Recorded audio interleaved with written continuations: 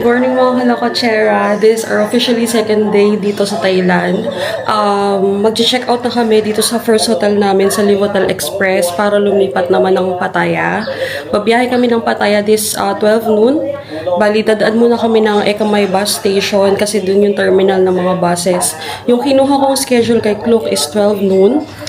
Tingnan natin kung makakasakay tayo ng mas maaga gaya nung ginawa natin sa Ho Chi Minh to Phnom Penh kasi pumayag sila ng mas maaga yung biyahe natin. So, tingnan natin kung makakabiyahe tayo ng mas maaga sa 12 noon. Balikan ko kayo mamaya.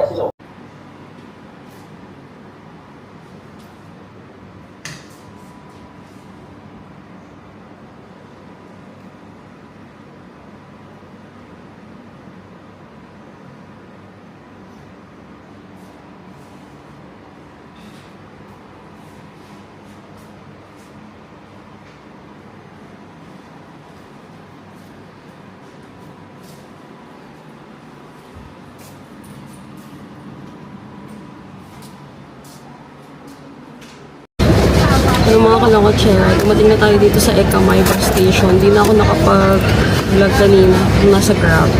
Nag-Grab kami pupunta rito. 40 minutes din yata papunta. And since yung ticket namin kay Klook is 12 pa, sabi nung sa counter, balik kami na 11:30. So babalik na lang kami. Pakain muna kami para pagdating ng Pattaya diretso. Talagang tinaon ko na 12 eh. Para yung check-in namin sa hotel kami masyadong mag-intay.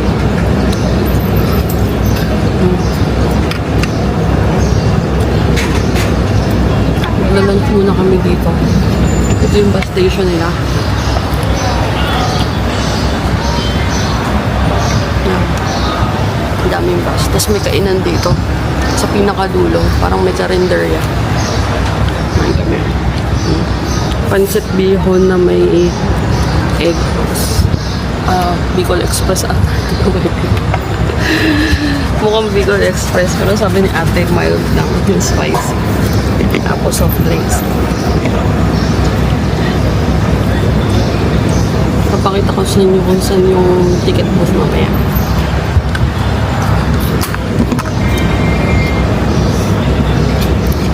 Mabait sila rito. Mabait sila. Daling kausap. Sa inyo sa mga 1, 2, 3. Tapos isang ano lang, 1 rice, gano'n. Tapos turo ng ulam. Literal na turo-turo. Baka kasi ang mga eh. Ulutang. Baka kung ulutang ko. 2 hours pa naman yung biyahe pa Pattaya. Pattaya. Parang Pattaya eh.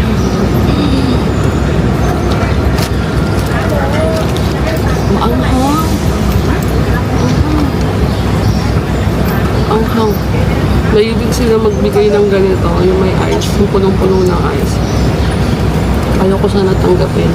Kasi hindi naman natin alam kung yung ice mineral water o baka tap lang. Pero dahil ako na avocado. Ito yung mild sa kanila. Anghang na. Sabi ni ating mild, pero sa akin maanghang na talaga siya.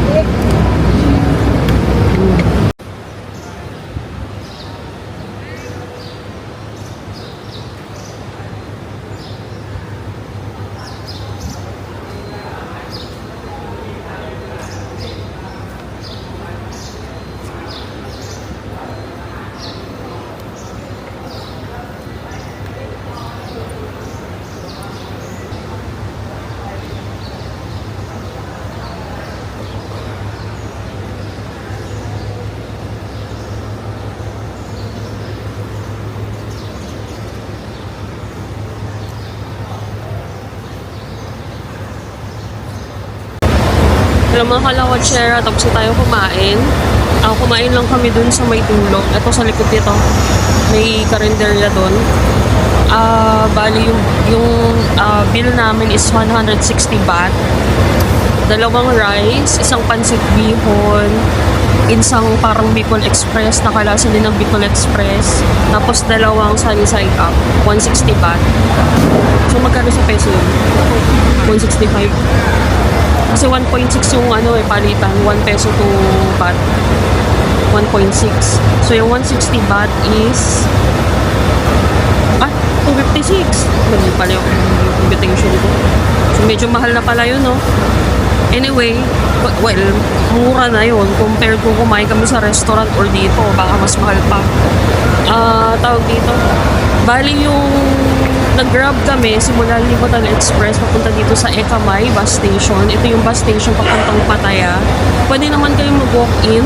Kaso kami nag-clock kami para kasi weekend ngayon eh. So mas magandang naka-reserve ka na nung maaga pa lang baka kasi mahaba yung pila. Well, wala pa namang pila kanina. Pero at least diba? Kasi yun nga, makakapili ka ng oras. Pero hindi namin anticipate na maaga pala kami. Pero okay lang yun, at least di kami nagmamadali ulit. So 12 o'clock yung bus namin papuntang Pattaya. 11:30 pinababalik ako doon para kunin yung ticket. Papakita ko na dito kung magkano kung nakuha kay Klook yung bus ticket. Kalimutan ko na kasi magkano. Gamitan nyo ng code ko para may 5% discount din. Tapos 2 hours bus ride papuntang Pattaya. 2 PM pa kasi yung check-in namin sa Red Planet para hindi kami maghintay ng matagal. So yun. Anong date na yun? August 31 niya yun eh. Saturday. Sana wala masyadong tao. Pero okay lang kung meron. Bagay puntahan naman kasi. Pero dito sa terminal, hindi ganun karami yung tao. Kunti lang din. And maganda yung panahon. Hindi maaraw, hindi mainit, hindi rin naulan. So, something ko lang. Huwag sana mag-change. Tapos ito yung dala namin. May dala kaming 20 kilos na baggage. Tapos yung mga backpack namin. May dala kaming backpack. Tapos, simula Livotal Express, papunta dito sa Ekamay bus station, nag-grab kami. Nag-try akong nag-install ako ng Bolt kagabi. Sabi kasi mas mura daw. So, nag-try akong mag-book kay Bolt. Kaso 10 minutes na, wala pa rin kumukuha no booking.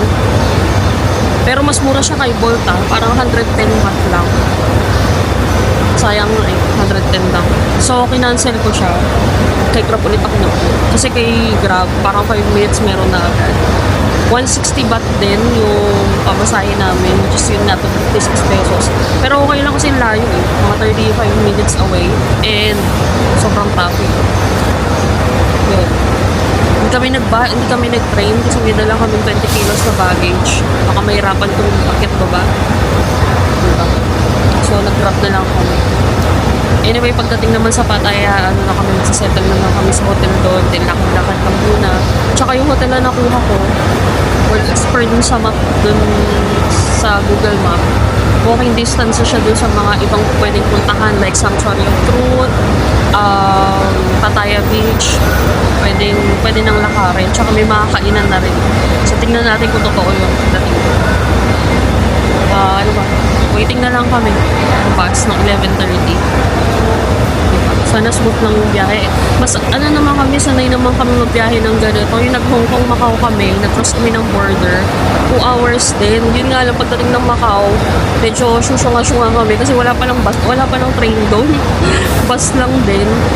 Tapos hindi namin maintindihan yung mga nasa bus, yung lumalabas na karatula sa bus kung saan ka bababa. Kasi parang iba dun sa kay Google Map, kung saan yung mga bus stations kung sa kabababa. Medyo hirap kami sa Macau. Kasi yung mga bus stop nila ang maliliit, kaya hindi mo agad nakikita. Tsaka along side lang siya. Di ba maliit yung maliit yung daan. Maliit yung daan sa Macau eh. Parang mga streets lang. Yun pala yun na yung main highway. Yun. Ano pa? Medyo hirap din kaming mag-train dito sa Bangkok. Hindi kasi kami talaga naiintindihan. Iba yung lumalabas dun sa direction versus dun sa map nila. Hindi tulad sa Singapore na alam mo agad kung saan ka bababa. Kasi kung saan ka pupunta, kunyari Gardens by the Bay, yung name ng stop is sa sinasa ilalim niya is Gardens by the Bay. Ibig sabihin malapit na yung spot na yun doon sa station na yun. O kaya, punta ka ng Marina Bay. Nakalagay na doon, Marina Bay Boulevard. So, doon ka bababa, di ba? Dito kasi, hindi mo maintindihan kung saan malapit yung bababa mo. Yan, yung sa Chao Phraya Pier. Ibang pangalan pala ng pier yun nandun sa mapa, kaya nahirapan kami. Buti na lang yung mga guard. Ano sila, aware sila sa mga turista na nakatitig doon sa mga pag ang tagal-tagal na nilalapitan ka na talaga. Yun. Ganun. Tsaka yung per lines nila, hindi isang card. Iba-iba. So, kunyari sa pink line, ay sa yellow line, sa BTS Skytrain, pwede yung rapid card. Sa pink line, pwede yung rapid card. Pero aside from dun sa mga trains, so yung ibang card na kailangan mo nang bumili dun sa stations. Yun lang siguro yung medyo hassle. Diba?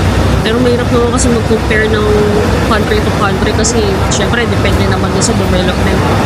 Pero maganda na rin yung transport service nila dito kasi kompleto eh. May train, may bus, may taxi, may grab, may bolt, may motor. Kompleto na maraming options. So, ayun, waiting lang tayo. Mamaya pakita ko sa inyo yung itsura ng bus. Kung ano-ano. Sana maganda. Feeling ko aircon naman siya. Tsaka mahangin dito. Open area. Mahangin yung terminal nila. Hindi din crowded. Baka ngayon lang. Pero ngayon kasi wala masyado.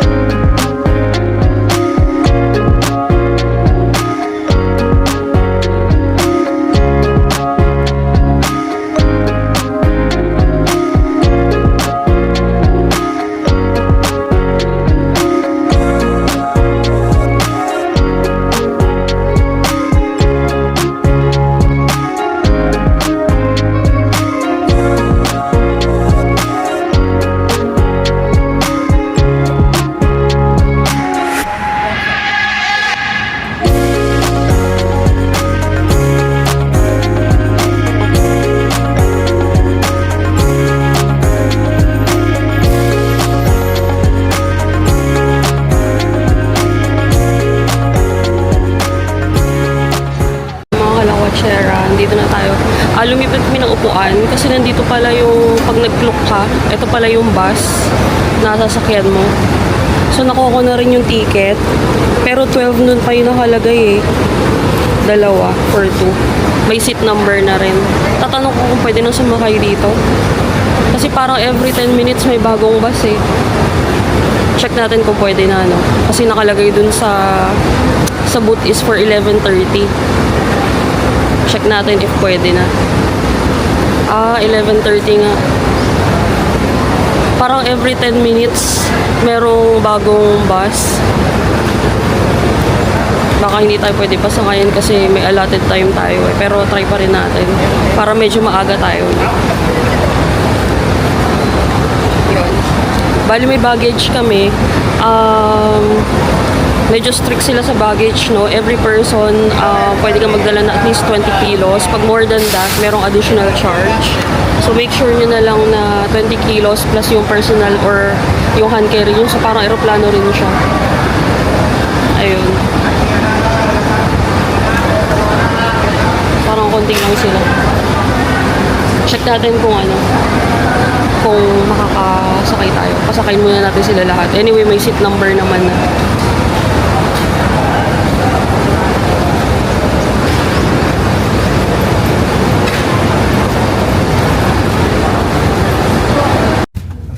Okay, mga kalakotsera, dito tayo sa loob ng bus, Papataya. Bali, di ba may package kami na 20 kilos? May bayad pala ng 20 baht. Sila na yung mag-ayos dyan sa baba. Tapos may binigay nito, pagkabayad ng 20 baht, nagbigay ng ganito. Siguro para pagkukunin. At least alam na sa'yo yun. Diba? So, yun. Receipt number na sila upon purchasing ng ticket. 13 and 14. Pangit yung bus sa labas pero pagdating sa loob, ganda pala. Maluwag.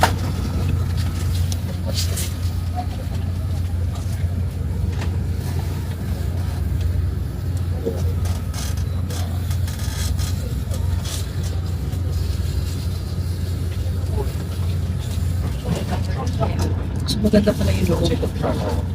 Sa labas kasi parang luma yung bus eh. Dito sa loob, extended leg room siya. Tsaka yung mga upuan okay naman. Yun nga lang puno. Pero okay lang. As long as na comfortable na naman. Tsaka malakas sa aircon. Make sure lang natin na ipapasok yung baggage kasi lahat ng damit namin siguro yung 20 baht para bayad na lang dun sa nagbubuhat tsaka nag-aayos sa ilalim. Kasi walang nakalagay kay Klook na dito bayad ng 20 baht. Okay lang, magkano lang naman yan. Mga snacks, mga candies, yung tubig. Bumili na rin kami. Baka magutom sa biyahe. Baka lang. Ayan, may toilet din doon. Dito lang din, dito. May toilet dyan. Free lang yung toilet nila. Yun nga lang yung style ng toilet nila, medyo mababa. Tsaka walang flush, di buhos siya. Anyway, may tubig naman sa loob ng cubicle. So, yun.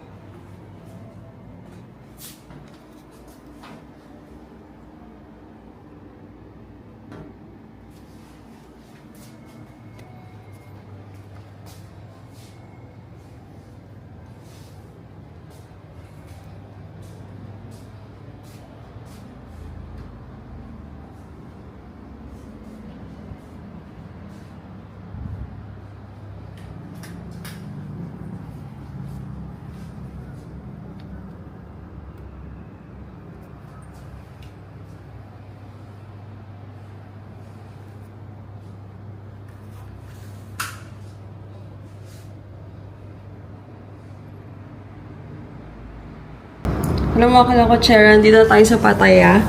Dito sa hotel. Ano ba to? Dito kami nag-Red Planet. Malapit dun sa Central ano? Ball ba yun?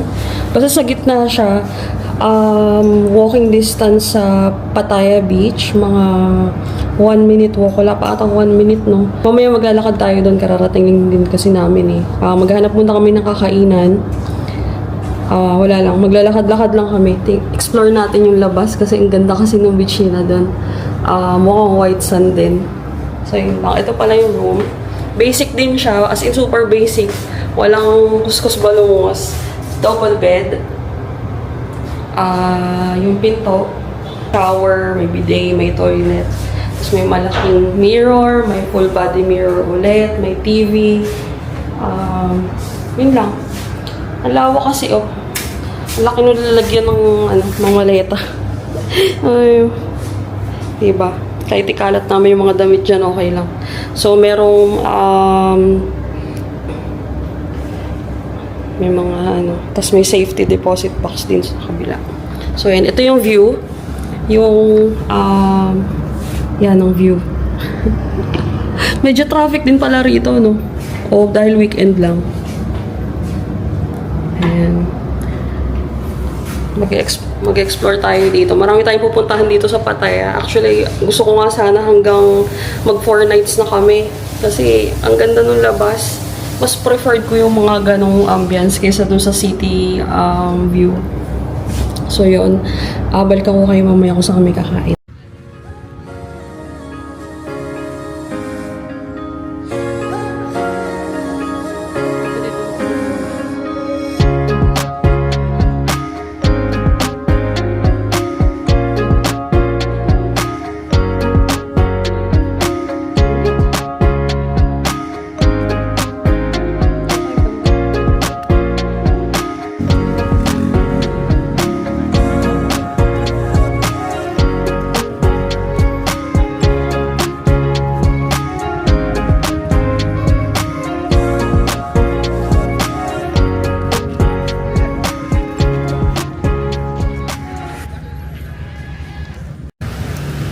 Hello mga kalokotsera, dito na tayo sa Pattaya, sa labas. Nakalabas na tayo ng hotel. Malapit lang naman, walking distance lang. Nag-cafe kami dito, nag-coffee kami dito sa Cafe Amazon. Katapat namin yung mismo Pattaya Beach. Yan lang, sa kabila. Wala kasing establishments doon, nandito lahat sa may side ng dito sa, ano ba to, highway ba to? Sa daanan ng mga sasakyan, yan. Tapos yung beach yun sa kabila. Tsaka mura lang yung mga kape nila, mga 80 baht lang. Order lang na kami ng kape. Mag-chill-chill lang kami dito. Medyo mainit pa kasi dun sa beach side. Pero mo 358, ang taas yung araw, parang alauna pa lang. Parang katatanghali lang. Yan, chill-chill lang. Kasi ito yung kapehan nila. Tikman natin yung kape, no? Cafe Amazon.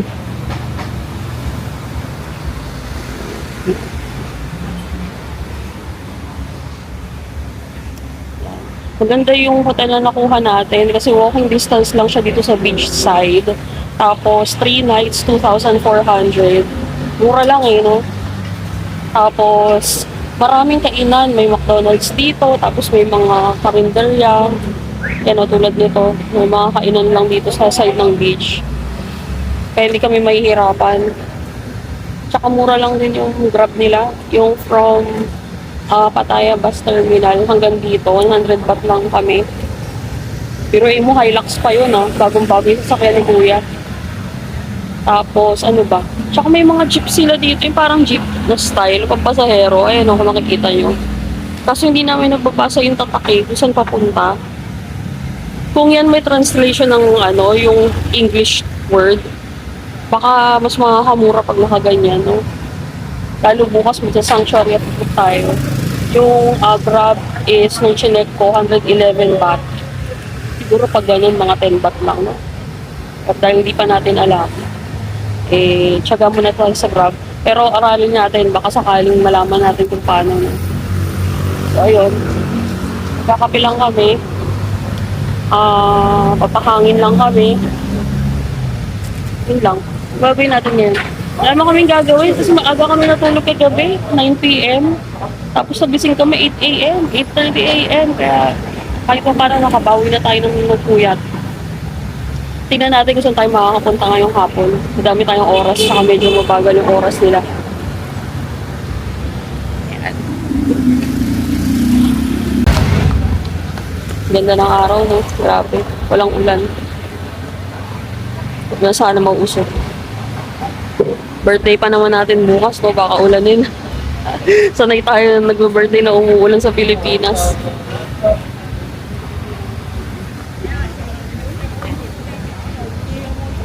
Well, last year sa El Nido ako nag-birthday. Hindi naman umuulan, umaambon lang. Pero maganda rin yung birthday ko doon kasi nandun tayo sa Leo Beach, yung famous na bato doon.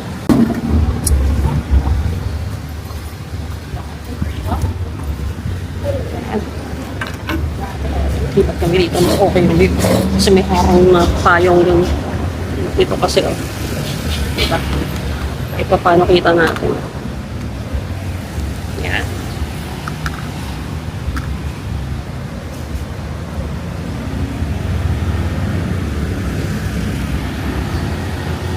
Yan.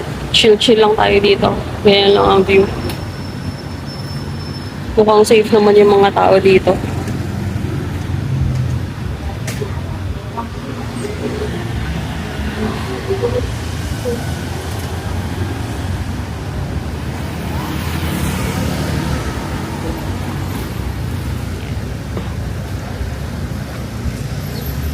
So, umorder tayo ng isang caramel macchiato, isang fresh milk tea, tsaka itong Chinese cake.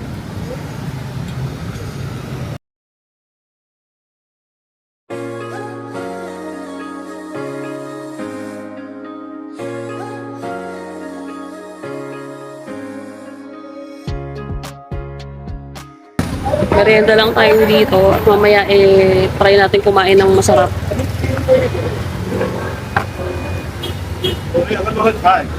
Buksan mo nga. Ang hilig nila sa maraming yelo, napansin ko lang. May sila mamigay ng yelo kasi punong-puno talaga. Hindi sila nagtitipid.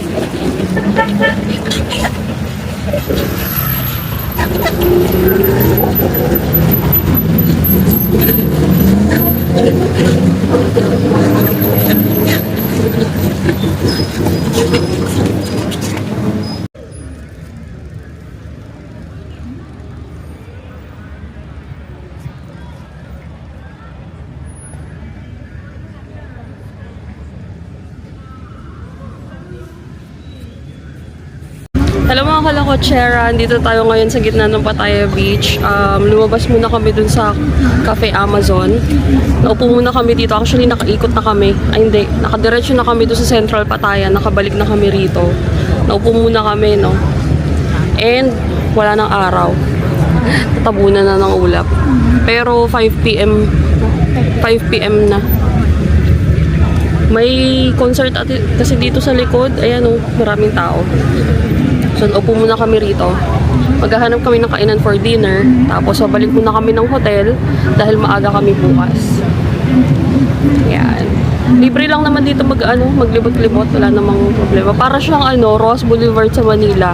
Yun nga lang kasi doon may mga upuan. Tapos, pwede kang bumili doon ng mga drinks tsaka ng food.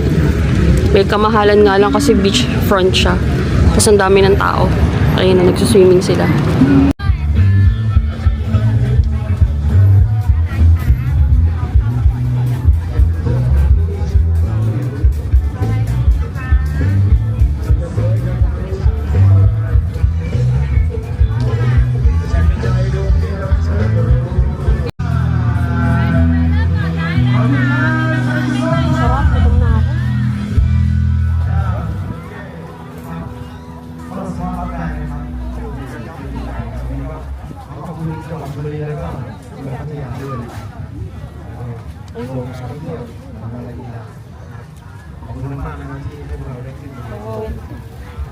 Pwede mo yun. Wait lang.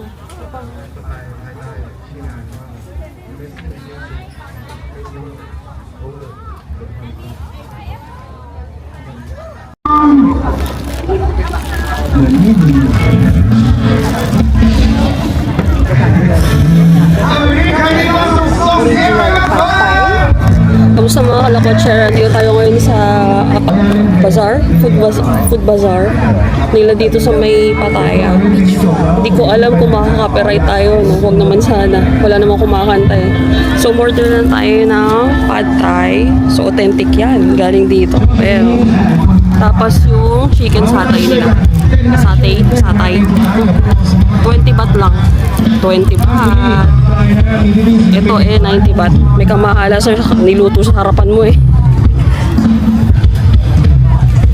Huwag sana tayo makapiright, please.